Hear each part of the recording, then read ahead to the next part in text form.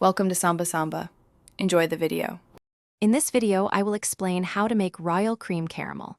First, gather your ingredients, ensuring you have 1 cup of sugar and 1/4 cup of water ready.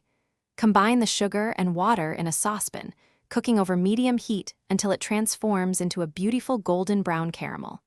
Be very careful as you pour the hot caramel into your ramekins, making sure to coat the bottom evenly. This creates the delicious base for our dessert.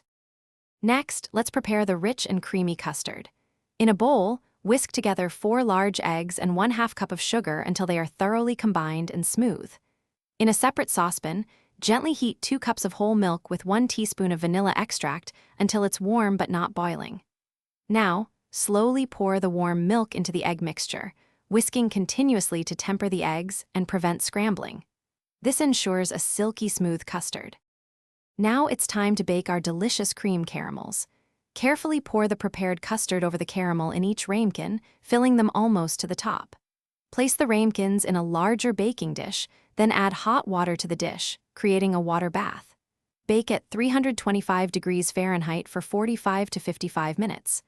Once baked, let them cool, then chill for at least 4 hours to set perfectly. To serve your exquisite royal cream caramel, gently run a thin knife around the edge of each chilled ramekin.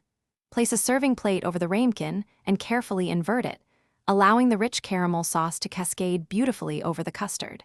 This creates a stunning presentation and a delightful flavor experience. Remember to check the description for a link to little trees, black ice, and other great deals. Enjoy this elegant and delicious dessert with friends and family. Thanks for watching. Consider subscribing if we helped you.